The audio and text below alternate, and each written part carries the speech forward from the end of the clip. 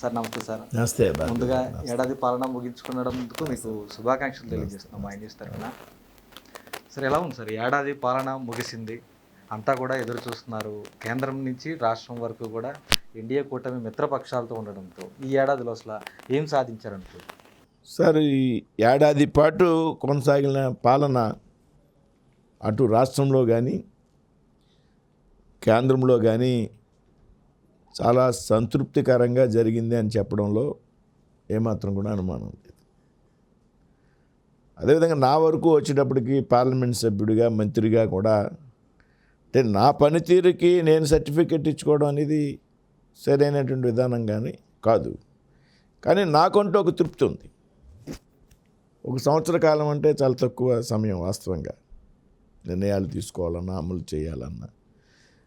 కానీ నియోజకవర్గంలో జరిగినటువంటి అభివృద్ధి పెద్ద ఎత్తున నిధులు మంజూరు విషయంలో, అలాగే కేంద్ర మంత్రిగా నా శాఖలకు సంబంధించినటువంటి విషయాల్లో నేను చాలా సంతృప్తికరంగా ఉన్నాను. అదేవిధంగా కేంద్ర రాష్ట్ర ప్రభుత్వాల యొక్క పాలన మీద కూడా ఈవేళ మేమే కాదు ప్రజలు కూడా సంతృప్తిగా ఉన్నారనేటువంటి అభిప్రాయం నాకైతే పూర్తిగా ఉంది. అంటే ఈరోజు రాజధాని లేని రోజుల నుంచి కూడా ఈరోజు గడిచిన 5 సంవత్సరాలు కూడా పూర్తయ్యాయి. ఇటీవల ప్రధానమంత్రి మోదీ అమరావతి వచ్చి పునఃశంకుస్థాపన చేసినటువంటి పరిస్థితి కూడా ఉంది. ఎలా ఉండబోతుంది రాజధాని గురించి? రాష్ట్ర ప్రజలకు ఎటువంటి స్పష్టత ఇవ్వబోతున్నారు? అమరావతి విషయం మీరు ప్రస్తావించారు కాబట్టి 10 సంవత్సరాల్లో ఆంధ్రప్రదేశ్ రాజధాని అనేటువంటి రాష్ట్రంగా మిగిలిపోయింది. మనందరికీ మనసులో బాధ ఉంది. ఆంధ్రప్రదేశ్, హైదరాబాదు కోల్పోయాం. ఆంధ్రప్రదేశ్కి రాజధాని అభివృద్ధి అనేది క్రమక్రమంగా అభివృద్ధి చెందుతుంది. కనీసం రాజధాని ఏది అనేది దాంట్లో స్పష్టత లేదు. ఇది రాష్ట్రంలో ఉన్నటువంటి ప్రజలందరూ కూడా ఆందోళన చెందారు, ఆవేదన చెందారు రాజధాని విషయంలో. అయితే కూటమి ప్రభుత్వం అధికారంలోకి వచ్చాక అమరావతిని రాజధాని పెద్ద ఎత్తున అభివృద్ధి చేయాలని కేంద్రంలో ఉన్నటువంటి ఎన్డీఏ ప్రభుత్వం, రాష్ట్రంలో ఉన్నటువంటి ఎన్డీఏ ప్రభుత్వం కంకణం కట్టుకుంది. ముఖ్యంగా రాష్ట్ర ముఖ్యమంత్రి చంద్రబాబు నాయుడు గారికి ఈ అమరావతిని ఒక అద్భుతమైనటువంటి నగరంగా నిర్మించాలి, ఒక అద్భుతమైనటువంటి రాజధానిగా తయారు చేయాలి అమరావతిని. దీనికి కేంద్రం సహకారం కావాలి అన్నప్పుడు కేంద్రం పెద్ద ఎత్తున సహకరించడానికి సిద్ధంగా. ఒక అమరావతి విషయమే మాట్లాడతాను నేను. 15,000 కోట్ల రూపాయలు వేళ అమరావతి రాజధాని నిర్మాణానికి నిధులు ఇచ్చారు. ఇంకా ఇవ్వడానికి కూడా సిద్ధంగా ఉన్నటువంటి విషయాన్ని చాలా స్పష్టంగా చెప్పారు. ఏదైతే గతంలో రాజధాని లేనటువంటి సందర్భం నుంచి ఈవేళ ఒక అద్భుతమైనటువంటి రాజధాని నిర్మాణం దిశగా మనం వెళ్తున్నాం. అది ఇందులో కొంతమందికి అపోహలు ఉన్నాయి. ఎంత భూమి అవసరమా, ఎంత ల్యాండ్ అవసరమా, మళ్ళీ కూడా కొంత ల్యాండ్ పూలింగ్ చేయడానికి రాష్ట్ర ప్రభుత్వం సిద్ధంగా ఉంది. చంద్రబాబు నాయుడు గారి ఆలోచన, ఆయనకు ఉన్నటువంటి విజన్ కూడా ఈ సందర్భంగా మనం పరిగణలోకి తీసుకోవాలి. ఏదైతే ఒక అభివృద్ధి చెందినటువంటి రాజధానిని డెవలప్ చేయడం ద్వారా చాలా సందర్భాల్లో, ఒక సందర్భంలో నేను కూడా అడిగా, ఆయన విజన్ చూసి, ఆయన ఆలోచన చూసి, ఆయన దగ్గర ఉన్న డిజైన్ చూసి, సార్ ఇది చాలా ధనంతో కూడుకున్నటువంటి పని, కేంద్రం సహకారం ఇచ్చిన మీ దగ్గర ఉన్నటువంటి విజన్ని మనం రీచ్ అవ్వగలమా అన్నప్పుడు ఆయనకు ఉన్నటువంటి ధైర్యం, భరోసా తప్పనిసరిగా వర్మ, చాలామంది రాజధాని నిర్మాణానికి ఇంత డబ్బు అవసరమా, ఇన్ని వేల ఎకరాలు అవసరం అని మాట్లాడుతున్నారు. కానీ ఏదైతే ఈవేళ తెలంగాణకి, రాష్ట్రానికి వచ్చేటువంటి ఆదాయంలో 60-70% తెలంగాణ రాష్ట్రానికి కేవలం హైదరాబాద్ ఆధారంగా వస్తుంది. అదేవిధంగా మనం వెల్త్ క్రియేట్ చేయాలి. ఆ రకంగా నిర్మించడం ద్వారా మనం వెల్త్ క్రియేట్ చేసినట్లయితే దాని నుంచి రాష్ట్రానికి భవిష్యత్తులో పెద్ద ఎత్తున ఆదాయం వస్తుంది. కాబట్టి ప్రయారిటీ ఇవ్వాలి, మంచి రాజధాని నిర్మించాలనేటువంటి కాన్సెప్టు. ఆ విధంగా మంచి రాజధాని నిర్మాణం చేయడం వల్ల రాష్ట్రానికి రాబోయేటువంటి రోజుల్లో ప్రధానమైనటువంటి ఆర్థిక వనరుగా రాజధాని ఉంటుంది అనేటువంటి ఒక ఆయన విజన్ నాకు కూడా నచ్చింది. అంటే ప్రధానంగా ప్రజల్లో ఒక అనుమానం ఉంది. 2014లో ఇదే ఎన్డీఏ కూటమి భాగస్వామ్యంతో ఉన్నప్పుడు, రాష్ట్రం విభజన జరిగినప్పుడు కూడా ఇచ్చినటువంటి హామీల అమలు చేయడంలో కేంద్రం వైఫల్యం చెందినటువంటి ఆరోపణలు తీవ్రంగా ఉన్నాయి. ఇప్పుడు మళ్ళీ అదే కూటమి అధికారంలోకి వచ్చింది, ఏ విధంగా నమ్మాలి అనేది వారు ప్రశ్నించారు. నమ్మడం అంటే ఈ సంవత్సర కాలంలో కేంద్ర ప్రభుత్వం రాష్ట్రానికి ఇచ్చినటువంటి సహకారం ఉదాహరణ. 14 నుంచి 19 వరకు కూడా కూటమి ప్రభుత్వం అధికారంలో. అయితే విభజనకు సంబంధించి చిన్న చిన్న విషయాల మీద ఉన్నటువంటి అనుమానాల కారణంగా స్టేటస్ పరంగా వచ్చేటువంటి వసతులు సౌకర్యాలు ఏవైతే ఉన్నాయో అవి ప్యాకేజీ రూపంలో ఇస్తామని కేంద్రం చెప్పినప్పుడు రాష్ట్రానికి కొన్ని అభ్యంతరాలు, స్పెషల్ పర్పస్ వెహికల్ అరేంజ్ చేస్తామని చెప్పడం జరిగింది. అప్పుడు కూడా రాజధాని నిర్మాణానికి 2500 కోట్లని అప్పుడు కేంద్ర ప్రభుత్వం మోడీ గారి నాయకత్వంలో ఇవ్వడం జరిగింది. రకరకాల కారణాల దృష్ట్యా కొంచెం మనస్పర్ధలు వచ్చినటువంటి సందర్భాన్ని మనం గ్రహించాలి. ఇవాళ అనుమానాలు ఉన్నాయంటే ఈ సంవత్సర కాలంలో ఆంధ్రప్రదేశ్ రాష్ట్రానికి కేంద్రం చేసినటువంటి సహకారం, ఈ మాట నేను కాదు ముఖ్యమంత్రి గారు కూడా పదే పదే మాట్లాడతారు. కేవలం కేంద్ర ప్రభుత్వం ఆధారంగా ఇవాళ రాష్ట్ర అభివృద్ధి ఆధారపడి ఉంది. కాబట్టి కేంద్రంలో పెద్ద ఎత్తున ప్రభుత్వం సహకరిస్తూ ఉంది. కొన్ని లక్షల కోట్ల రూపాయలు ఆంధ్రప్రదేశ్ రాష్ట్రానికి ఇవ్వడం జరిగింది కేంద్ర ప్రభుత్వం. తప్పనిసరిగా ఈవేళ మొదటి సంవత్సరంలో ఏ విధమైనటువంటి కేటాయింపులు రాష్ట్రానికి చేశారో అదేవిధంగా భవిష్యత్తులో కూడా మిగతా 4 సంవత్సరాలు కూడా అదే విధమైనటువంటి కేటాయింపులు రాష్ట్రానికి చేస్తారు, పెద్ద ఎత్తున సహకారం ఇస్తారనేటువంటి విషయంలో ఏమాత్రం కూడా అనుమానం. అంటే రాష్ట్రానికి 2 కళ్ళుగా, ఒకటి అమరావతి, మరొకటి పోలవరంగా కూడా సీఎం చంద్రబాబు చెప్తూ వస్తున్నారు. ఈ 2 కేంద్రంతో ముడిపడినటువంటి అంశాలు. ఈసారి మరి పోలవరం ప్రాజెక్టు గురించి రైతులు కానీ ఇక్కడ ఉన్నటువంటి ఈ గోదావరి జిల్లాలో మీ ప్రాంతం చెందినటువంటి ఈ ప్రాజెక్టు గురించి ఏ విధమైనటువంటి స్పష్టత ఇవ్వబోతున్నారు? ఖచ్చితంగా పోలవరం 2027 నాటికి పూర్తవుతుంది. అంటే గత ప్రభుత్వంలో ఉన్నటువంటి నిర్లక్ష్యం కారణంగా గత 5 సంవత్సరాల్లో పోలవరం ప్రాజెక్టు పనులు ముందుకెళ్ళినటువంటి సందర్భం లేదు. క్వాలిటీ లేనటువంటి నిర్మాణం చేశారు. కట్టినటువంటి డయాఫ్రమ్ వాల్ని మళ్ళీ కట్టాల్సినటువంటి పరిస్థితి. ఈ నేపథ్యంలో వీళ్ళ పోలవరం ప్రాజెక్టు కేంద్రం 12,000 కోట్ల రూపాయలు మంజూరు చేసింది. కాబట్టి పోలవరం పూర్తి చేయాలనేది పూర్తిగా కేంద్ర రాష్ట్ర ప్రభుత్వాల యొక్క సహకారం. ఇది ఏదైతే త్రాగునీరు, సాగునీరు, విద్యుత్ ఉత్పత్తికి సంబంధించినటువంటి ఒక అద్భుతమైనటువంటి బహుళార్థక సాధక ప్రాజెక్ట్ ఇది. కాబట్టి 2020 నాటికి 27 నాటికి పోలవరం ప్రాజెక్ట్ చేయాలని ఒక కృతనిశ్చయితంతో పనిచేయడం ప్రారంభించారు. తప్పనిసరిగా పూర్తి అవుతుందనేటువంటి విశ్వాసం, నమ్మకం కూడా ఉంది.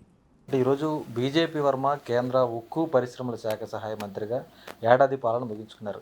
మీ శాఖకు సంబంధించి రాష్ట్రంలో కానీ దేశంలో కానీ ఏ మేరకు అభివృద్ధి జరుగుతుంది అనుకోవచ్చు? బీజేపీ వర్మ పార్లమెంట్ సభ్యుడు అవడమే కాదు, వెంటనే కేంద్ర మంత్రి కూడా అయ్యాడు.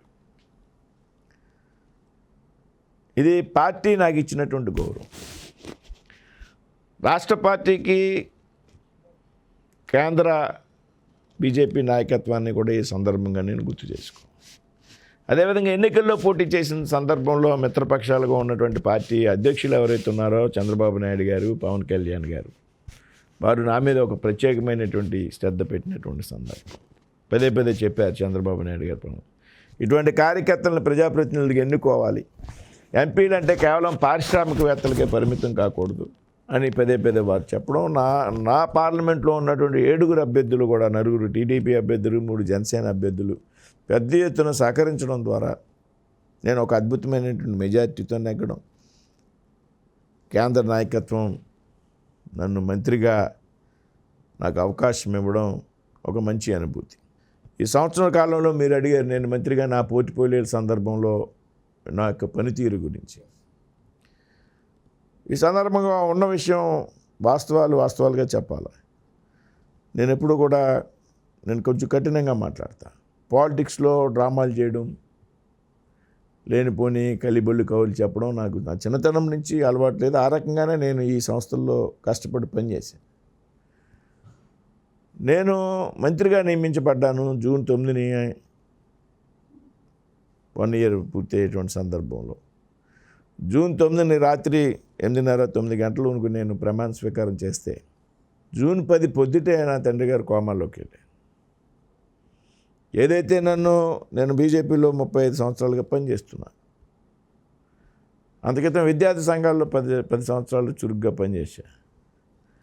ఈ 2 సందర్భాల్లో కూడా నా తండ్రి గారు ఇచ్చినటువంటి ప్రోత్సాహం నాకు, మా తాతగారి మీద గౌరవంతో మా తాతగారు స్వాతంత్ర సమరయోధుడు, తామరపత్ర అవార్డు గ్రహీత, 7 సంవత్సరాలు కఠిన కారాగార శిక్ష, కోయంబత్తూరు బాంబు పేలుళ్ల కేసులో ప్రధాన నిందితుడు, ఆంధ్ర యూనివర్సిటీ సెనెట్ మెంబర్, జిల్లా బోర్డు మెంబర్, ఇన్ని క్వాలిఫికేషన్స్ ఉన్నట్టు నా తాతగారు పెద్ద సంతానం నా తండ్రి గారు. సరే, ఆ సందర్భంలో ఆస్తులు పోయినటువంటి సందర్భం, కుటుంబ పెద్దగా బాధ్యతలు స్వీకరించడం, ఆయన్ని రాజకీయాలకు దూరంగా ఉండడం. ఆ తర్వాత కాలంలో నేను చిన్నప్పటి నుంచి కూడా రాజకీయ సంస్థల్లో, విద్యా సంస్థల్లో, యువజన సంఘాల్లో, రాజకీయాల్లో పనిచేయడం. నేను వేసినటువంటి ప్రతి అడుగు వెనుకాల నా తండ్రి ఉన్నాడు. కానీ దురదృష్టం, 9వ తారీఖున మంత్రి అయితే 10వ తారీఖు వచ్చి నా తండ్రి దగ్గరకు వచ్చి నాన్న నేను మంత్రిని అయ్యాననేటువంటి చెప్పుకునేటువంటి అవకాశం లేదు. నాకు నా జీవితంలో నన్ను తీవ్రంగా కలిచివేసినటువంటి సంఘటన ఏదైనా ఉంటే నా తండ్రి గారు. ఒక 4-5 రోజులు నాకు అవకాశం ఇచ్చినా నేను మంత్రిగా వచ్చి ఆయన పక్కన కూర్చుని ఉండేవాడిని. ఆ సందర్భంలో ఆయన హాస్పిటల్లో 5.5 నెలల పాటు ఉన్నటువంటి పరిస్థితుల్లో ఢిల్లీ కొత్త, పార్లమెంట్ సభ్యుడిగా మొదటిసారి ఎలక్ట్ అయ్యా, మంత్రిని అయ్యా.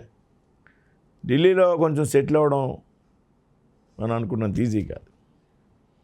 సమయం ఇవ్వాలి, అన్నీ అర్థం చేసుకోవాలి. అదిలో రాష్ట్రంలో మంత్రి అయితే అది వేరే పరిస్థితి. పార్లమెంట్ సభ్యుడిగా బాధ్యత, మంత్రిగా బాధ్యత, నాన్నగారి బాధ్యత, కొంత గందరగోళం బాగా నడిచింది ఒక 4 నెలలు. తర్వాత అలవాటు చేసుకున్నా, ఢిల్లీలో నెలకి 20-25 రోజులున్నా, నా శాఖల మీద బ్రీఫింగ్స్ తీసుకున్నా, రివ్యూస్ తీసుకున్నా, అవగాహన పెంచుకున్నా. అదేవిధంగా పార్లమెంట్ నియోజకవర్గంలో ముఖ్యమైనటువంటి సమస్యల మీద దృష్టి పెట్టా. ఆ సమయంలోనే కొన్ని నిధులు తెచ్చా, కొన్ని ప్రాజెక్టులు తెచ్చా.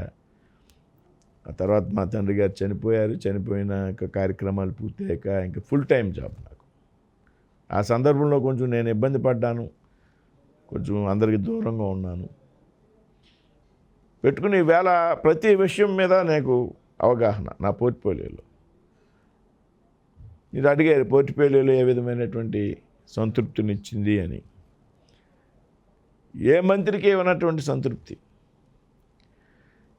కేంద్ర ఉక్కు శాఖ మంత్రిగా ఉండి విశాఖ ఉక్కు కర్మాగారానికి ప్రత్యేకమైనటువంటి స్పెషల్ ప్యాకేజ్ ఏదైతే ఉందో అది నా జీవితంలో అత్యంత గుర్తుంచుకోవాల్సినటువంటి రోజు.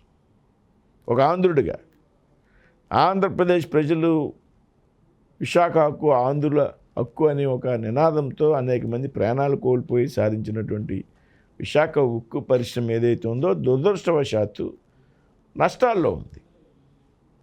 కేంద్ర ప్రభుత్వం నష్టాల్లో ఉన్నటువంటి సంస్థల్ని ఆర్థికంగా నష్టపోతున్నాం. సంవత్సరానికి 4,000 కోట్ల రూపాయల వరకు నష్టం వచ్చేటువంటి పరిస్థితి ఉంది. అదేవిధంగా ఇదే కాదు, విశాఖ ఉక్కే కాదు, దేశంలో ఉన్నటువంటి అనేక పెద్ద ఎత్తున ఈ నష్టాన్ని మనం భరించడానికి సిద్ధంగా ఉందని ఏదంటే డిజిన్వెస్ట్మెంట్ పథకంలో ఒక విధానపరమైన నిర్ణయం ఏదైతే ఉందో విధానపరమైన నిర్ణయాల్లో భాగంగా విశాఖ స్టీల్ ప్లాంట్ను ప్రైవేటైజేషన్ చేయాలని నిర్ణయం తీసుకున్నాం. అయితే మేము మంత్రిగా బాధ్యతలు స్వీకరించాలి. నాకున్నటువంటి ప్రత్యేకమైనటువంటి శ్రద్ధ ఆంధ్రుడిగా విశాఖ ఉక్కు ఫ్యాక్టరీ మీద. కుమారస్వామి గారితో మేమిద్దరు చాలా బ్రదర్లీ రిలేషన్. ఈ సందర్భంలో నేను కుమారస్వామి గారిని కూడా తలుచుకోవాలి. ప్రతి ఒక్క మాటలో చేతల్లో నన్ను ఒక తమ్ముడిగా భావించేటువంటి వ్యక్తి. మనం ఏమైనా వైజాగ్ వెళ్దాం బ్రదర్, మనం స్టీల్ ప్లాంట్ని స్టడీ చేయాలంటే మేము 2 రోజులు, గత 10 ఏళ్ళే ఒక స్టీల్ శాఖ మంత్రి కూడా విశాఖ స్టీల్ ప్లాంట్కి పోలే. ఆయన నేను వెళ్ళేటువంటి సందర్భంలో చాలామంది చెప్పారు కరెక్ట్గా అది ఈ టైంలో మీరు పోవడం అని. లేదు, మేము వెళ్తాము, కార్మికులతో కూర్చుంటాం, అధికారులతో మాట్లాడతాం, యాజమాన్యంతో మాట్లాడతాం, స్థానికంగా ఉన్నటువంటి పరిస్థితులు అవగాహన చేసుకుంటామని మేము ఇద్దరం బయలుదేరి 2 డేస్ వైజాగ్లో ఉండి అక్కడ ఉన్నటువంటి అన్ని పరిస్థితులను కూడా అధ్యయనం చేసి ఈ స్టీల్ ప్లాంట్ని ప్రైవేటైజేషన్ చేయకుండా కాపాడాలి అని కుమారస్వామి గారు నాతో అన్నారు. నేను కూడా అదే పదే ఆయన అడిగేవాడిని, సార్ ఇది నా ఓన్ స్టేట్, నా సొంత ప్రాంతం, మన ఇది విషయంలో నాకు మీరు సహకరించాలి అంటే, బ్రదర్ మనం దీన్ని ఎట్టి పరిస్థితుల్లో ప్రైవేటైజేషన్ కాకూడదు అని అక్కడే నిర్ణయం తీసుకుని దానికి అనుగుణంగా ఢిల్లీలో చంద్రబాబు నాయుడు గారు కూడా ఒక ప్రత్యేకమైనటువంటి పట్టుదలతో పవన్ కళ్యాణ్ గారు ఢిల్లీ వచ్చినప్పుడల్లా స్టీల్ ప్లాంట్ విషయం మంత్రులతో మాట్లాడడం, నేను కుమారస్వామి గారు ప్రత్యేకమైన దృష్టి పెట్టి పెద్దలను కలవడం, ఆర్థిక మంత్రి నిర్మలా సీతారామన్ గారిని కానీ ప్రధానమంత్రి గారి కానీ అందరి సమిష్టి కృషి కారణంగా వేళ విశాఖ స్టీల్ ప్లాంట్కి 11,400 కోట్ల రూపాయలు ప్యాకేజ్. ఇది నాకు అత్యంత సంతృప్తికరమైనటువంటి విషయం. అదేవిధంగా ఈవేళ ఆర్ఎస్ఎల్ వరల్డ్లో ప్రపంచంలోనే ఉక్కు పరిశ్రమకు ఒక దిగ్గజం ఆర్ఎస్ఎల్ మిట్టల్, లక్ష్మీ నివాస్ మిట్టల్ గారు. దేశంలో అనేక దేశాల్లో, ప్రపంచంలో అనేక దేశాల్లో స్టీల్ పరిశ్రమలు ఉన్నాయి వారికి మన గుజరాత్లో హజీరాలో కూడా ఒక ప్లాంట్ ఉంది. ఆ సందర్భంలో వారు అనకాపల్లిలో వారితో స్టీల్ ప్లాంటు చేయడం, ఈ సందర్భంలో లోకేష్ గారిని కూడా మనం గుర్తు తెచ్చుకోవాలి. వారు కూడా లక్ష్మీ నివాస్ మిట్టల్ గారి కుమారుడు ఆదిత్య మిట్టల్ గారితో పదే మాట్లాడడం, దానికి కావాల్సినటువంటి అనుమతులు మంజూరు చేసేటువంటి విషయంలో ఢిల్లీలో నేను కుమారస్వామి గారు చొరవ తీసుకోవడం, దాదాపు ఎన్ఎండిసితో ఎంఓఏ విషయంలో వచ్చినటువంటి ఇబ్బందులను కూడా అధిగమించి మా శాఖలో ఉన్నటువంటి NMDC national mineral development corporation వాటి సమస్యలను మేము అధిగమించి ఈవేళ ప్రభుత్వం స్థలం కేటాయించింది. ఆర్ఎస్ఎల్ మెటల్ ఆ స్థలానికి సంబంధించి డబ్బు రాష్ట్ర ప్రభుత్వానికి చెల్లించడం జరిగింది. ఈవేళ కొన్ని ఎన్విరాన్మెంట్ క్లియరెన్స్ల కోసం ఎదురు చూస్తూ ఉన్నాం. దీని మీద ఒక ప్రత్యేకమైనటువంటి దృష్టి పెట్టి, ఎందుకంటే దాదాపు కొన్ని 70-80 వేల మందికి ఉద్యోగాలు వచ్చేటువంటి అవకాశం. 7.5 million ton capacity. Visakha steel plant capacity 7.3, only 7.3. అది 17.5 మిలియన్ టన్ కెపాసిటీ. అందులో ఫస్ట్ ఫేజ్లో 7.5 మిలియన్ టన్, సెకండ్ ఫేజ్లో 10 మిలియన్ టన్. అంత పెద్ద పరిశ్రమ. కాబట్టి ఈ ప్రాంతంలో యువకులకు, విద్యార్థులకు పెద్ద ఎత్తున ఉపాధి అవకాశాలు ఉంటాయనేటువంటి ఒక ఆలోచనలో భాగంగా దాని మీద ఒక రాత్రి పగళ్ళు పనిచేసాం. ఇవాళ అక్టోబర్, నవంబర్ నుంచి వారు పనులు మొదలు పెట్టడానికి పరిస్థితులు అనుకూలంగా ఉంటాయనేటువంటి విశ్వాసం నాకైతే ఉంది. అంటే విశాఖ స్టీల్ ప్లాంట్ విషయానికి వస్తే 73,000 టన్నులు ఉత్పత్తి సామర్థ్యం ఉన్నప్పటికీ కూడా 40,000 టన్నులు మాత్రమే అక్కడ ఉత్పత్తి చేస్తామనేది. అంటే 40,000 టన్ను కూడా చేయలేకపోయాం. వాస్తవంగా 7.3 మిలియన్ టన్ సార్. అక్కడ 3 బ్లాస్ట్ ఫర్నేస్లు పనిచేయాలి బిఎఫ్లో. క్రమేణా ఏమైందంటే ఒకటి మాత్రమే పనిచేస్తుంది, రెండోది కొంతకాలం కొంతవరకు పనిచేసింది, రెండోది కూడా పనిచేయడం లేదు, మూడో బిఎఫ్ పనిచేయడం లేదు. ఈ రెండో బిఎఫ్ పనిచేయడానికి ఆర్థిక సమస్యమైనటువంటి కారణాలు, రా మెటీరియల్స్, సప్లైదారులకి పెద్ద ఎత్తున బకాయి ఉన్నాం. సో 3 మిలియన్ టన్ సగం కన్నా తక్కువ ప్రొడక్షన్ వస్తుంది అక్కడ. మేము ఇచ్చినటువంటి ప్యాకేజీ ఆధారంగా ఈవేళ రెండో బిఎఫ్ పూర్తి సామర్థ్యంతో పనిచేస్తుంది. అందుకే మొన్న మార్చి నెలలో మొట్టమొదటిసారిగా 17 crores లాభం వచ్చింది. ఇప్పుడు ఈ జూలై ఎండింగ్ నాటికి లేకపోతే మిడిల్ ఆఫ్ ఆగస్ట్ నాటికి థర్డ్ బిఎఫ్ కూడా ఉత్పత్తి సామర్థ్యంలోకి తీసుకొచ్చేటువంటి ప్రయత్నం చేస్తుంది. 3 కనుక రన్ అయితే తప్పనిసరిగా విశాఖ స్టీల్ ప్లాంట్ లాభాల్లోకి వస్తుంది అనేటువంటి విషయంలో ఏమాత్రం కూడా అనుమానం లేదు. కేంద్రం ఆవాలే చెప్పాం, భవిష్యత్తులో కూడా విశాఖ స్టీల్ ప్లాంట్ విషయంలో ఇంకేమైనా సహకరించాలి అంటే కూడా మేము సిద్ధంగా ఉంటాం అనేటువంటి విషయాన్ని కూడా మేము చెప్తున్నాం. మరి ఇటువంటి పరిస్థితుల్లో కార్మికులు ఎందుకు తొలగిస్తున్నారు? కార్మికుల్ని తొలగించడం అనేది అది వేరే సబ్జెక్ట్. ప్యాకేజీ ఇచ్చినప్పుడు, ప్యాకేజీ మీద చర్చ జరిగినప్పుడు చాలా పెద్ద ఎత్తున చర్చ జరిగింది కార్మికుల విషయంలో. అంటే ఏ విధంగా పరిశ్రమ నష్టాల బారి నుంచి తగ్గించాలి అంటే ఏ విధమైనటువంటి అనవసరపు ఆర్థిక భారం అనవసరపు ఆర్థిక భారం ఉందో దాన్ని తగ్గించుకోవాలనేటువంటి ఆలోచన. ఎలా కార్మికులు పొట్టకొట్టాలని, కార్మికుల్ని వీధి పాలు చేయాలనేటువంటిది కేంద్ర ప్రభుత్వం యొక్క విధానం కాదు, అది రాష్ట్ర ప్రభుత్వం కూడా. ఏదైతే ఆర్థిక భారం ఎక్కువ ఉంది, ప్రొడక్షన్కి సంబంధించి ఎంతమంది అవసరం అవుతారనే దానికన్నా ఆర్థికపరమైన భారం ఎక్కువ ఉంది. సో ఎంప్లాయీస్కి ప్యాకేజీ విఆర్ఎస్ స్కీమ్ ఇచ్చాం, చాలామంది రిటైర్ అయ్యారు, భవిష్యత్తులో విఆర్ఎస్ తీసుకున్నారు, భవిష్యత్తులో కొంతమంది రిటైర్ అవ్వబోతున్నారు. ఈ సమయంలో కొంతమంది కాంట్రాక్ట్ కార్మికుల్ని తొలగించాలనేది ప్యాకేజీ ఇచ్చేటప్పటికే కొంత ఆలోచన జరిగింది. అది మేమేమి మనస్ఫూర్తిగా కార్మికుల్ని తీసేయాలి అనేటువంటి విషయంలో మాకేం ఉపయోగం లేదు, కానీ పరిశ్రమకు ఉపయోగం. పరిశ్రమకి నష్టాలు తగ్గాలంటే అనవసరపు ఆర్థిక భారం కూడా తగ్గించాలి. ఆ విధంగా తగ్గించడం ద్వారా పరిశ్రమను స్ట్రీమ్లైన్ చేయగలం అనేటువంటి ఒక ఆలోచనలో భాగంగానే తప్పించి కార్మికులకు వ్యతిరేకంగా కేంద్ర ప్రభుత్వం కానీ రాష్ట్ర ప్రభుత్వం కానీ లేదు అనేటువంటి విషయాన్ని స్పష్టం. అంటే ఆర్థిక భారం తగ్గించడానికి ముడి సరుకు బయట నుంచి కొనుగోలు చేయకుండా సొంత గనులు కేటాయిస్తే ఒక టన్నుకు దాదాపు 6,000 7,000 ఖర్చు చేస్తున్నారు. అప్పుడు 1,000 రూపాయలు ఖర్చుతోనే ముడి సరుకు. లేదు, ఇది వాస్తవం కాదండి. అంటే చాలామంది ఎక్కడ పొరపాటు పడతారంటే క్యాప్టివ్ మైన్స్ ఉంటే విశాఖ స్టీల్ ప్లాంట్కి నష్టాలు రావు అనేటువంటి విషయం చాలామంది మాట్లాడతారు. ఒరిస్సాలో క్యాప్టివ్ మైన్స్ ఉన్నాయి. దేనికి? Visakhapatnam steel plant captive mines ఉన్నాయి. వాటిని ఉపయోగించుకోవాల్సినటువంటి అవసరం ఉంది. ఇవాళ విశాఖ స్టీల్ ప్లాంట్కే కాదు, దేశంలో ఉన్నటువంటి అనేక ప్రైవేట్ రంగాల్లో స్టీల్ ప్లాంట్స్ ఉన్నాయి, చాలా ఉన్నాయి. Naveen Jindal, JSW steel, Sajjan Jindal, Tata steels, ఇవన్నీ కూడా వాళ్ళందరికీ కూడా సొంత క్యాప్టివ్ మైన్స్ లేవు. గుర్తుపెట్టుకోండి. వాళ్ళందరికీ వాళ్ళకి అవసరమైన దారిలో 30% 40% క్యాప్టివ్ మైన్స్ ఉన్నాయి, కానీ 50% 100% క్యాప్టివ్ మైన్స్ ఎవరికి కూడా లేవు. స్టీల్ తయారీలో ఏదైతే ఉందో కుకింగ్ కోల్ భారతదేశంలో తక్కువ అందుబాటు, కేవలం 10% మాత్రం ఈ దేశంలో దొరుకుతుంది. మిగతాది ఎవరైనా సరే ఇంపోర్ట్ చేసుకోవాల్సింది బయట నుంచి. ఇక్కడో ప్రశ్న మనం ఆలోచించాలి. క్యాప్టివ్ మైన్స్ లేని కారణంగానే విశాఖ ఉక్కు నష్టాలు వస్తున్నాయనేటువంటి వాదన నేనైతే అంగీకరించను. ఎందుకంటే ఇదే విశాఖ స్టీల్ పెద్ద ఎత్తున గతంలో లాభాలు వచ్చాయి, అప్పుడు లేవు క్యాప్టివ్ మైన్స్ కదా. కాబట్టి అది వాస్తవమైనటువంటి ఆర్గ్యుమెంట్ కాదు. వర్షాలు ఉన్నటువంటి క్యాప్టివ్ మైన్స్ రాబోయే రోజుల్లో మనం ఉపయోగించుకోవడానికి ప్రయత్నం చేయాలి.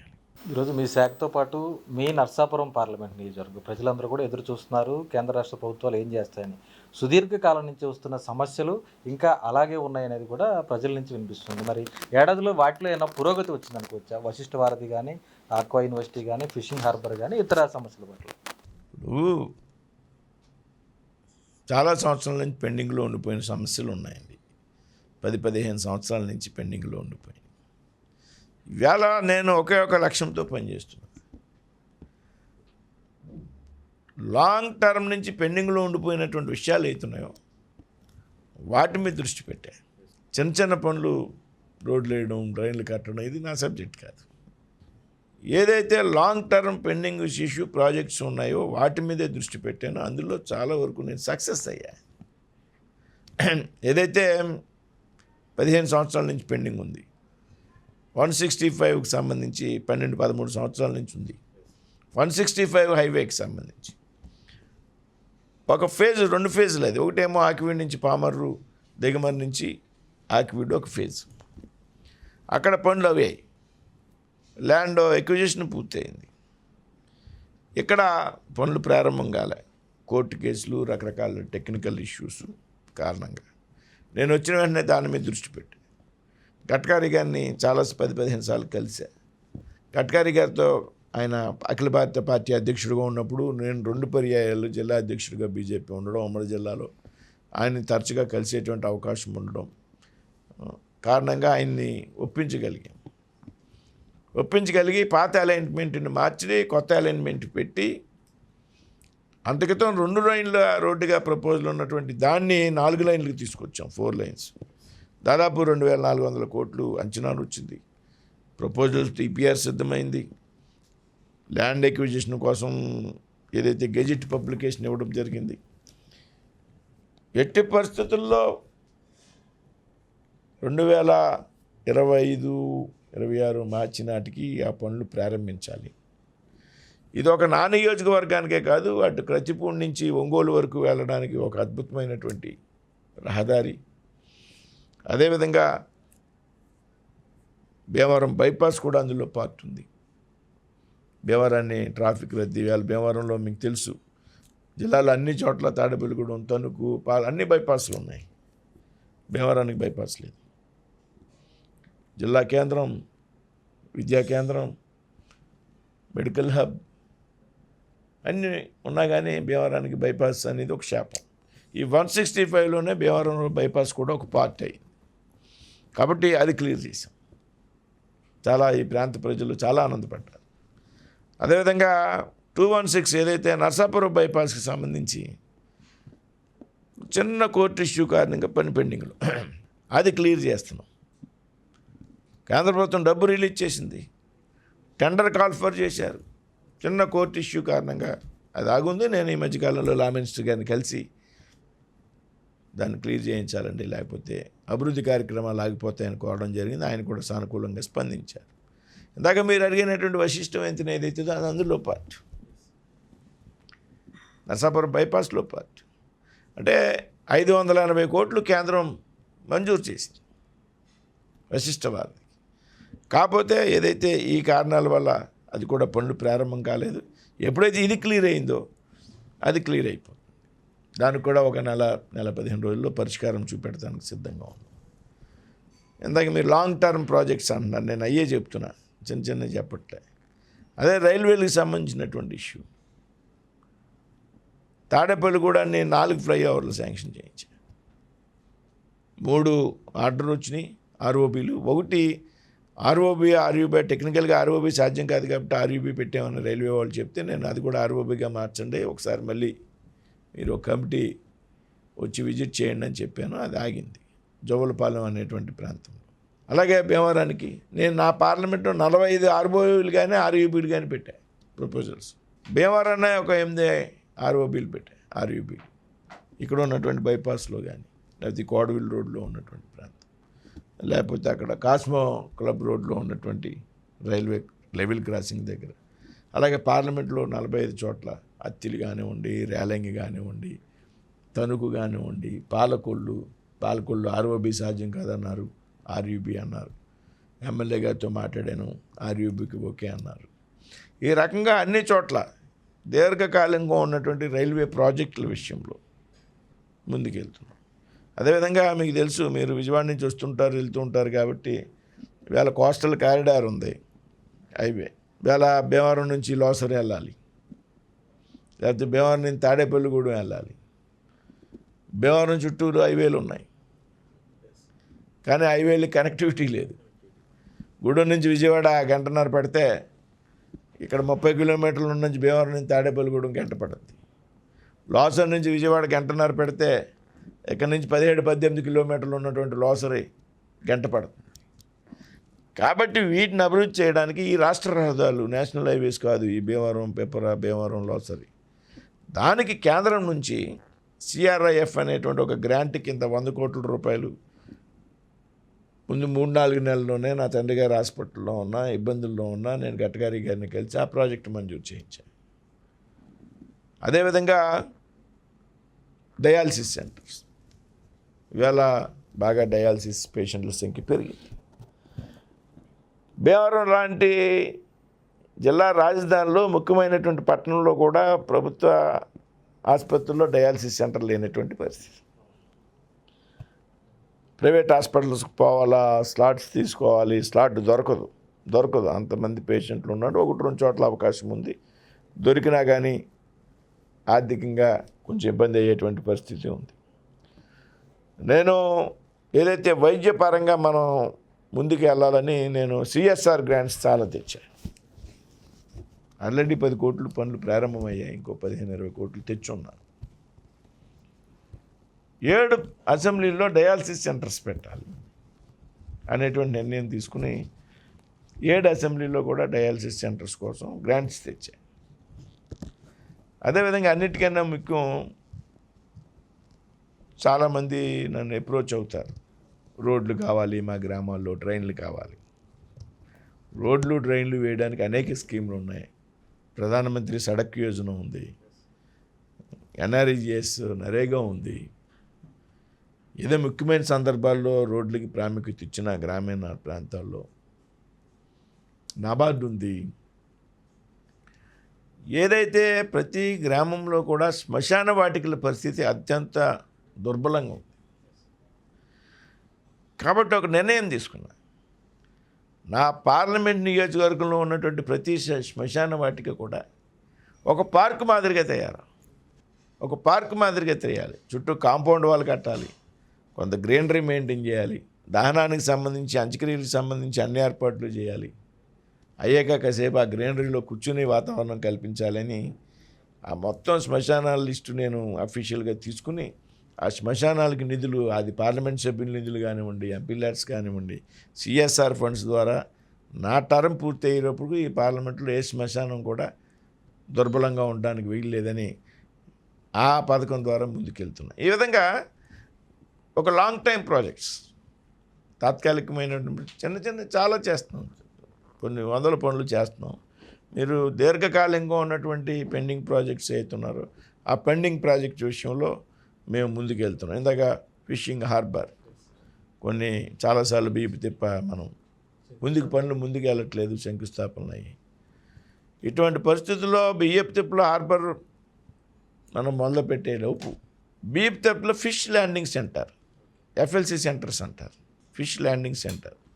అది ప్రధానమంత్రి మత్స్య సంపద యోజన ద్వారా దానికి గ్రాంట్స్ తెచ్చాం. 18 కోట్ల రూపాయలు గతంలో గ్రాంట్ అయి ఉంటే ఇవాళ అంచనా వ్యయాలు పెరిగితే అక్కడ ఆల్రెడీ 2.9 కోట్లు పనిచేస్తే ఆ కాంట్రాక్టర్ కూడా బిల్లు ఇవ్వకపోతే మొన్నే 2 కోట్ల బిల్లు నేను ఆయన మంజూరు చేయడం. ఈ మధ్యనే కొత్తగా బాధ్యతలు కమిషనర్ గారు, ఫిషరీస్ కమిషనర్ గారు నాయక్ గారు, ఆయనతో మాట్లాడి నేను అదనంగా కేంద్రం నుంచి డబ్బులు తెస్తాను, ఫిష్ ల్యాండింగ్ సెంటర్ మనం ముందు అక్కడ కట్టాలి అని దాదాపు 30-35 కోట్ల అంచనాలు అయితే అట్లు కూడా నేను కేంద్రం నుంచి మంజూరు చేస్తాను, మీరు ప్రపోజల్ పంపించండి అని దానికి ఏర్పాట్లు చేశా. ఈ విధంగా కేంద్రం నుండి ఏ వంతు సహకారం కావాల్సి వచ్చినా, అది నా పార్లమెంట్లోనే కాదు మిగతా చోట్ల కూడా ఏమైనా నా సహకారం అవసరం అయితే నేను దానికి ఢిల్లీలో పనిచేస్తున్నా.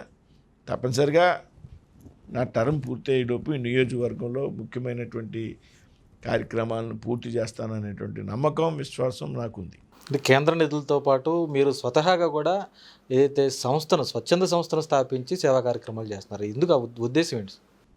అంటే జనరల్గా నేను చిన్నప్పటి నుంచి సేవా కార్యక్రమాలు చేయడానికి అలవాటు పడ్డాను. నేను ఆ రకంగానే ప్రజల్లోకి వెళ్ళా. నేను నా గురించి ఎప్పుడు ఆలోచించుకోలేదు. ఇందాక మీరు అన్నట్టు ఈ బీజేపీ వర్మ నేను విద్యార్థి సంఘాలతో, యువజన సంఘాలతో, రాజకీయ పార్టీలో అంటే ఏదైతే నేను, అందుకే నా పేరే బీజేపీ వర్మ. అంటే సంస్థతో మిళితమై పనిచేశాను. నా పూర్తి పేరు ఈ ప్రాంతంలో చాలామందికి ఇప్పుడు ఎన్నికల్లో పోటీ చేసినప్పుడు కొంతమందికి తెలిసింది, కానీ బీజేపీ వర్మ, ఆ బీజేపీ వర్మే నా బ్యాలెట్లో కూడా ఉంటుంది. మీకు అర్థమైందా? పార్లమెంట్లో నా స్పీకర్ గారు నన్ను ప్రమాణ స్వీకారానికి పిలిచినటువంటి సందర్భంలో కూడా బీజేపీ వర్మే అని పిలుస్తారు. నా పేరు, నా పార్టీ పేరు నా పేరులో పార్టీ అయిందంటే ఆ రకంగా కలిసి పనిచేశాను చిన్నప్పటి నుంచి. సో ఇప్పుడు దాని యాక్టివిటీ రకరకాల బ్యానర్స్తో చేశాను. ఇప్పుడు దాని యాక్టివిటీ పెంచాను.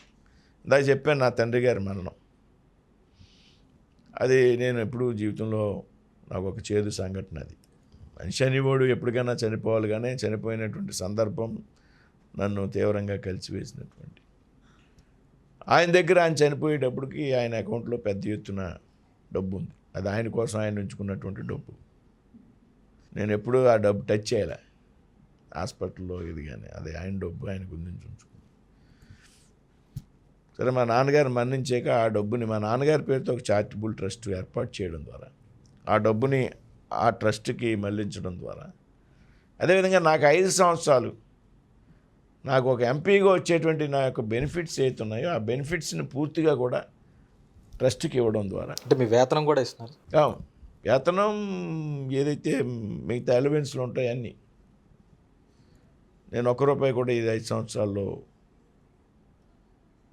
వాడుకోకూడదు, అని నిర్ణయం తీసుకుని దాన్ని పూర్తిగా అది అరౌండ్ 3 lakhs ఉంటుంది మంత్లీ. అది ఆ ట్రస్ట్కి ట్రాన్స్ఫర్ చేయడం ద్వారా భవిష్యత్తులో అయినా నా తాలూకు మా తండ్రి గారు ఇచ్చినటువంటి కొన్ని ఆస్తులు ఉన్నాయి, ఇవి ఉన్నాయి, వాటి నుంచి కూడా ఏమైనా కొత్త దానికి మళ్ళించి ఈ నియోజకవర్గం వరకు ఒక అత్యున్నతమైన ట్రస్ట్గా దాన్ని తయారు చేయాలనేటువంటి ఆలోచన చేశాం. ఈ మధ్యకాలంలో కొంతమంది బీఈడి ట్రైనీ స్టూడెంట్స్ ఎవరైతే ఉన్నారో ఆ స్టడీ స్టూడెంట్స్కి ఒక 5 లక్షల రూపాయల ఆర్థిక సహాయం. అమౌంట్ చిన్నదే కానీ ఆలోచన చాలా పెద్దది భవిష్యత్తులో. ఈ విధంగా మొన్న టూరిస్టులుగా చనిపోయినటువంటి వ్యక్తులు ఎవరైతే ఉన్నారో కావలిలో కానీ ఇటు వైజాగ్లో కానీ వాళ్ళిద్దరికి వెళ్ళాను నేను, ఇద్దరిళ్ళకి. కావలిలో వాళ్ళు చిన్నపిల్లలు ఇంకా చదువుకుంటున్నారు, వైజాగ్లో చనిపోయిన కుమార్తెలు 2 అమెరికాలో ఉన్నారు. సరే కావలిలో వారికి అవసరం అనిపించింది వాళ్ళ పిల్లల చదువుకు కోసం. నేను మా నాన్నగారి ట్రస్ట్ పేరుతో ఒక 5 లక్షల రూపాయలు ఇచ్చా.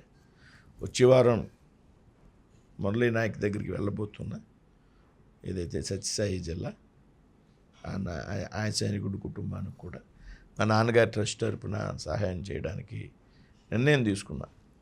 మనకు ఉన్నంతలో చేయాలి. నేనేమి పారిశ్రామికవేత్తను కాదు, అది మీకు తెలుసు, సామాన్యుడిని. అలా సామాన్యుడికి ప్రజలు ఆదరించారు, మంత్రి అయ్యాను, ఎంపీ అయ్యాను. నాకు పెద్ద ఆశలు లేవు, డబ్బు మీద ఆశ లేదు, మమకారం లేదు. ఎప్పుడు ఈ ప్రజలు రుణం తీర్చుకోవాలి, మనకు ఉన్నంతలో సర్వీస్ చేయాలి. ఎంతో నా తినేదా 2 మెతుకులు, లేకపోతే ఒక కారు కాకపోతే 2 కార్లు, లేకపోతే ఇంకో కారు, ఒక మంచి ఇల్లు, ఇదే తప్పించి నాకు వేరే ఆలోచన ఉండదు. అంటే మీ సేవా కార్యక్రమాలు కానీ అభివృద్ధి కానీ చూసి వేడుకలు చేసుకున్నారు నిన్న అభిమానులు అందరూ కూడా.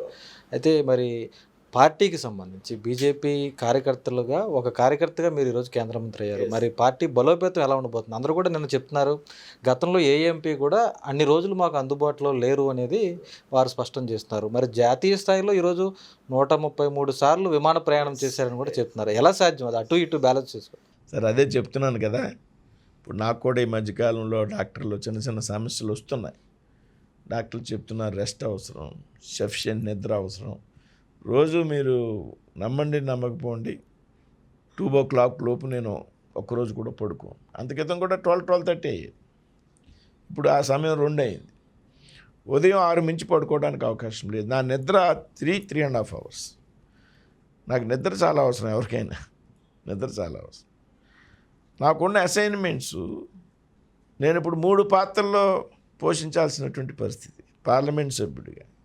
గతంలో పార్లమెంట్ సభ్యులు ఎంత సమయం ఉన్నారు, ఏది ఉన్నారు అనేది నేను మాట్లాడను, కానీ నాకు పార్లమెంట్ సభ్యుడిగా మాత్రమే బాధ్యత ఉంటే కేంద్ర మంత్రిగా కాకుండా ఇంకా ఎక్కువ సమయం పార్లమెంట్లో ఉంటుంది.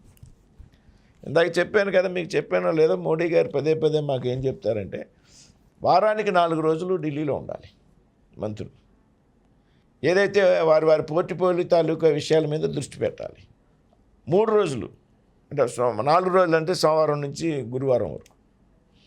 ఫ్రైడే, సాటర్డే, సండే మీ కాన్స్టిట్యున్సీలో మీటింగ్లు కానీ, పనులు కానీ, లేకపోతే మీ పార్టీ తాలూకు మీటింగ్స్ కానీ, మీ పోర్టిపోలియో తాలూకు టూరింగ్స్ కానీ, ఈ 3 కూడా ఈ 3 రోజుల్లో అడ్జస్ట్ చేసుకోండి అనే విషయం పదే చెప్తారు.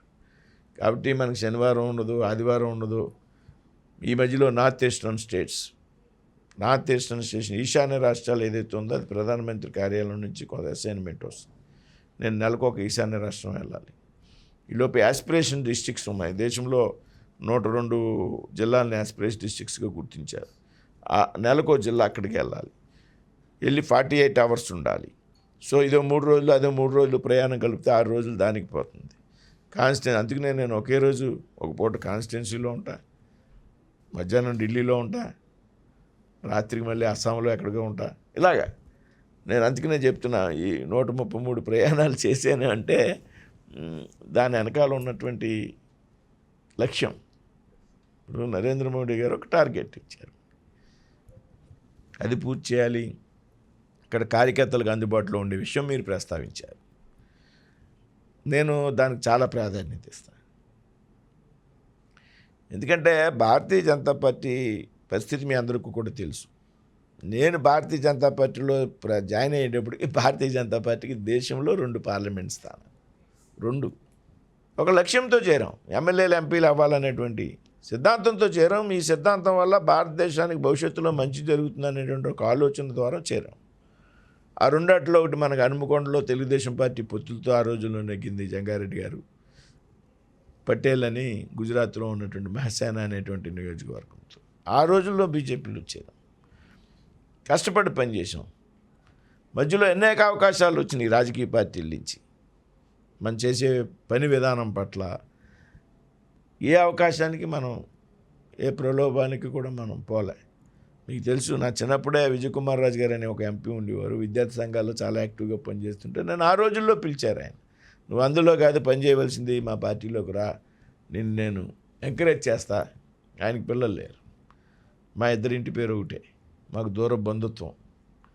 నేను ఎంకరేజ్ చేస్తాను నన్ను ప్రత్యేకంగా పిలిపించుకుని మాట్లాడితే కూడా నేను, మీరు ఏదైనా సహకారం ఉంటే మీ దగ్గర, నేను డ్రాఫ్టింగ్ బాగా చేసేవాడిని, నాతో డ్రాఫ్టింగ్ చేయించుకునేవారు. అంటే జర్నలిస్టులు అంతా మిత్రులు చదువుకునే రోజుల్లో ఎన్నో పని పిలవండి వస్తాను, కానీ నేను ఆ పార్టీలోనే పనిచేస్తాను అని. తర్వాత మనం కార్యకర్తలతో కలిసి మమేకమం అంటే ఈ సందర్భంలో ప్రస్తావించవలసిన విషయాలు రెండు ఉన్నాయి. తప్పదు, అంటే అది నేను ఎవరికి వ్యతిరేకంగా నేను మాట్లాడను. 99లో ఇక్కడ బీజేపీ ఎంపీ ఉన్నారు, 2014లో బీజేపీ ఎంపీ, 99లోనే నేను అప్పుడే ఎడ్యుకేషన్ అయ్యి బయటకు వచ్చి లా చదివి ఈ పార్లమెంట్ ఇన్ఛార్జిగా ఉన్నాను బీజేపీకి. డిస్ట్రిక్ట్ యూత్ వింగ్ ప్రెసిడెంట్ చేసి ఆ తర్వాత పార్లమెంట్కి ఇన్ఛార్జ్, జిల్లా జనరల్ సెక్రటరీ చేస్తూ పార్లమెంట్ కన్వీనర్గా ఉన్నాను. ఆ తర్వాత 2010 నుంచి 19 వరకు 9 సంవత్సరాలు ఉమ్మడి జిల్లా అధ్యక్షుడిగా ఉన్నాను. 14లో కూడా ఇక్కడ బీజేపీ ఎంపీ నెగ్గారు. నెగ్గినప్పుడు కార్యకర్తలదే చాలా గందరగోళమైనటువంటి పరిస్థితి. బీజేపీ కార్యకర్త ఆధారిత పార్టీ. కార్యకర్తల ఆధారంగా భారతీయ జనతా పార్టీ ఎదిగింది, పనిచేస్తుంది. అది కాదు, ఈవెన్ కమ్యూనిస్ట్ పార్టీలు కూడా సిపిఐ సిపిఎం కార్యకర్త ఆధారిత పార్టీ. కార్యకర్తలకి ఇచ్చేటువంటి ప్రయారిటీ మనం ఇవ్వాలి. ఆ రెండు సందర్భాల్లో నేను తీవ్రంగా ఇబ్బంది పడ్డా. ఎంత రకంగా ఇబ్బంది పడ్డానంటే, జిల్లా అధ్యక్షుడిగా ఉన్నాను, అందుకేతం పార్లమెంట్ కన్వీనర్గా ఉన్నాను, ముఖ్యమైనటువంటి బాధ్యతల్లో ఉన్నాను, కార్యకర్తలకి సర్ది చెప్పలేనటువంటి పరిస్థితి.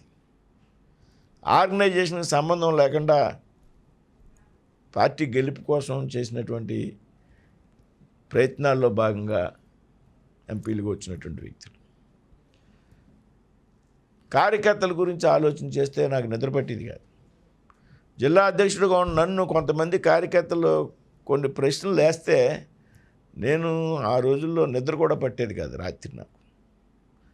కాబట్టి కార్యకర్తకి ఎవడు కూడా అన్యాయం జరగడానికి మనం వాడు కోని అన్నీ చేయలేము. కానీ కింద స్థాయిలో భాజపాలో 30 ఏళ్ళ నుంచి, 35 సంవత్సరాల నుంచి, 20 ఏళ్ళ నుంచి, 25 సంవత్సరాల నుంచి పనిచేస్తున్నారంటే ఏ లక్ష్యంతో పనిచేస్తారు.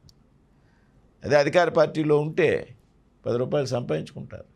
బీజేపీలో ఉన్న వాళ్ళంతా కూడా ఆర్థికంగా బలహీనమైనటువంటి వ్యక్తులు. ఆర్థికంగా బలమైనటువంటి బీజేపీలో ఉండడు, ఎందుకంటే పవర్ లేదు బీజేపీ దగ్గర. ఆ రకంగా వాళ్ళకి ప్రయారిటీ. నాకు పొద్దున్న లేచిన కాంచి నా ఆలోచన కార్యకర్త చుట్టూ తిరుగుతుంది.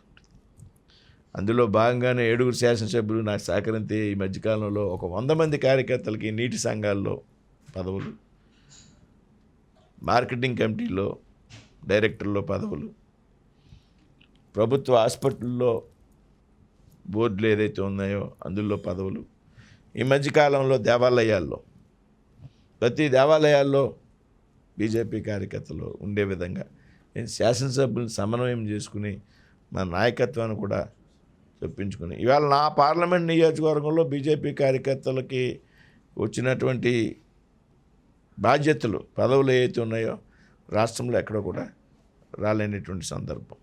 ఆ విధంగా వారి కష్టసుఖాలు, వారి వ్యక్తిగత సమస్యలు మనం ఏమైనా చేయగలమా? మనకి మన దగ్గర డబ్బు ఇచ్చి ఇది కెపాసిటీలు. కొంతమంది గతంలో బీజేపీ కోసం పనిచేసి చనిపోయినటువంటి కార్యకర్తలు కోవిడ్లో చనిపోయారు. వాళ్ళు కొంతమందికి ఇల్లు కట్టించేటువంటి ప్రయత్నం చేస్తున్నారు. అందరికీ కట్టలేను, ప్రస్తుతం 3-4 ప్లాన్ చేశారు.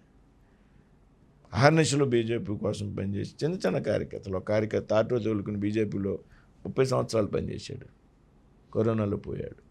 నేను నిన్ననే మరి వాళ్ళ ఇంట్లో తగాదా ఉంటే అదంతా కూర్చుని మాట్లాడి 3 రోజుల క్రితం వాళ్ళకు ఒక ఇల్లు కట్టించేటువంటి, అలాగే ఇంకో కార్యకర్తకి ఇల్లు కట్టించేసి, అలాగే 2-3 కార్యకర్తలు బేస్మెంట్లు వచ్చి స్లాబులకు డబ్బులు లేక ఆగిపోయినటువంటి పరిస్థితి.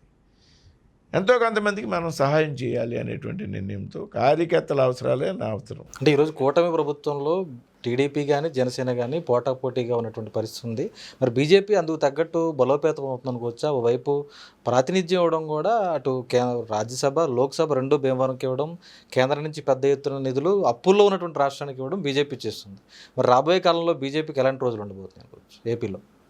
అంటే రాబోయే కాలంలో బీజేపీ మీద ప్రజలకు ఒక సానుకూలమైనటువంటి వాతావరణం, అభిప్రాయం ఇప్పుడు వచ్చిందండి.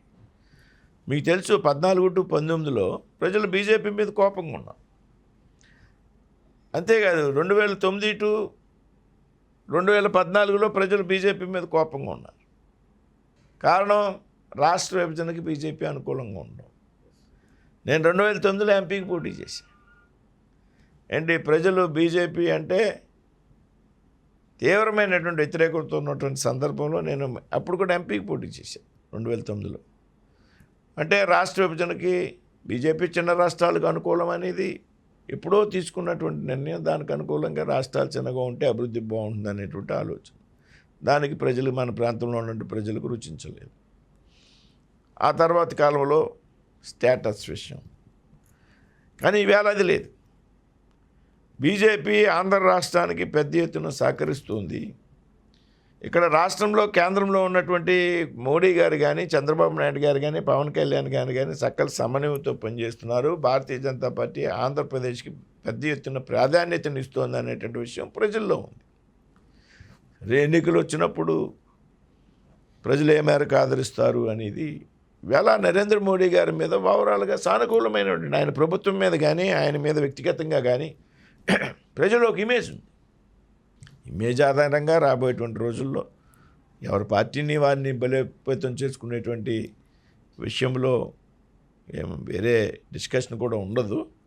చక్కగా ఎవరి పార్టీ పని వారు చేసుకుంటాం. ఎన్నికలు వచ్చినప్పుడు అప్పుడు ఉన్నటువంటి పొత్తుల ఆధారంగా, ఇష్యూస్ ఆధారంగా ఎన్నికల్లోకి వెళ్తాం. అంటే ఫైనల్గా 4 దశాబ్దాలుగా మీరు ఒకే పార్టీలో ఉన్నారు. కానీ ఇప్పుడున్నటువంటి రాజకీయ నాయకులను చూసుకుంటే ఎలా అర్థం చేసుకోవచ్చు? ఇటు అమరావతిని కూడా అనరాని మాటలు అంటున్నటువంటి పరిస్థితి ప్రస్తుతం రాష్ట్రంలో ఉంది. ఆ రాజకీయ నాయకుల గురించి ఎటువంటి సందేశం వదలుచుకున్నారు? ఇప్పుడు నేను 40 సంవత్సరాలు ఒకే పార్టీలో ఉన్నాను కాబట్టి అందరినీ ఒకే పార్టీలో ఉండి చెప్పాలనేటువంటి ధైర్యం నేను చేయను. ఇవాళ సాధ్యం కానిటువంటి పరిస్థితి. Power important. ఇవాళ మేము సిద్ధాంతం కోసం రాజకీయాల్లోకి వచ్చాం. సిద్ధాంతం గెలిచింది. భారతదేశంలో ఆ సిద్ధాంతం గెలిచింది. ఎందుకంటే దాదాపు 30 సంవత్సరాల తర్వాత 2014లో మొదటిసారి నరేంద్ర మోడీ గారు అధికారంలోకి వచ్చినప్పుడు, 2019లో అధికారంలోకి వచ్చినప్పుడు, దాదాపు 30 సంవత్సరాల తర్వాత దేశంలో ఏ పార్టీ సహకారం లేకుండా ఒక రాజకీయ పార్టీ పూర్తి మెజార్టీతో అధికారంలోకి వచ్చినటువంటి సందర్భం 2014. అందుకని 30 సంవత్సరాలు సంకీర్ణ ప్రభుత్వాలు నడిచాయి. 2019లో ఈసారి 30-40 సీట్లు తక్కువయ్యాయి. బట్ కంఫర్ట్గా ఉన్నాం. నమ్మకమైనటువంటి రాజకీయ పార్టీలు వేళ మాతో ఉన్నాయి. అందులో తెలుగుదేశం పార్టీ, జనసేన, పవన్ కళ్యాణ్ గారి పార్టీ వేళ నిజమైనటువంటి విశ్వాసంగా ఉండేటువంటి మిత్రులు భారతీయ జనతా పార్టీకి. కాబట్టి వేళ ఈ రాష్ట్రంలో, దేశంలో ఉన్నటువంటి ప్రభుత్వాలు ప్రజల అభివృద్ధికి కట్టుబడి ఉంటాయి. కాబట్టి పార్టీలు మారడం అనేది వేళ అభిప్రాయాలు మార్చుకుంటున్నారు, రాజకీయ పార్టీలు విధానాలు మార్చుకుంటున్నాయి. కాబట్టి ఆ విషయంలో మనం ఇచ్చేటువంటి సలహా పెద్దగా లేదు. కానీ నేనైతే నా లక్ష్యం కోసం, నా సిద్ధాంతం కోసం నేను ఈ 5 సంవత్సరం గడిచిపోయింది, 4 సంవత్సరాలు కూడా పనిచేస్తాను. ఎన్నికల్లో గెలుస్తామా ఓడిపోతామా అనేది అప్పుడు ఉన్నటువంటి రాజకీయ వాతావరణాలు, అప్పుడు ఉన్నటువంటి రాజకీయ సమీకరణాల ఆధారంగా ఉంటాయి. కాబట్టి ఏదో గెలుపు కోసం నేను పనిచేయను. నేను పనిచేయడం నా కర్తవ్యం, నా బాధ్యత. ఈ బాధ్యతలో తర్వాత కూడా గెలుపు ఆస్వాదించేటువంటి అవకాశం ఉంటుంది. కాబట్టి ఆ లక్ష్యంగా రాబోయేటువంటి రోజుల్లో కూడా పనిచేస్తాను. Right sir, thank you sir. ఇది చూస్తున్నాం కదా ఈరోజు, అంటే బీజేపీ వర్మ నుంచి కేంద్ర మంత్రిగా ఎదిగి ఈరోజు రాష్ట్ర అభివృద్ధి కోసం, అలాగే నర్సాపురం పార్లమెంటరీ నియోజకవర్గ అభివృద్ధి కోసం కూడా నిరంతరం, అంటే శ్రమకు మించి అత్యధికంగా కూడా శ్రమిస్తూ కూడా ఈరోజు పనిచేస్తూ ఖచ్చితంగా కార్యకర్తలకు అలాగే ప్రజలకు కూడా అందుబాటులో ఉంటూ అభివృద్ధి పదంలో దూసుకువెళ్తానంటూ కూడా ఈరోజు కేంద్ర సహాయ మంత్రి భూపతిరాజు శ్రీనివాస్ వర్మ స్పష్టం చేస్తున్నటువంటి పరిస్థితి అయితే ఉంది. మొత్తానికి అటు ఏపీలో కూటమి ప్రభుత్వం ఏడాది పాలన పూర్తి చేసుకున్న నేపథ్యంలో కేంద్రం నుంచి అందుతున్నటువంటి సహాయాలు విజన్ 2047 దిశగా కూడా ఏపీ అభివృద్ధి పదంలో ముందుకు తీసుకువెళ్లేందుకు కేంద్రం సహకారం కూడా ఎల్లప్పుడూ ఉంటుందంటూ ఆయన మరోసారి కూడా స్పష్టం చేస్తున్నారు.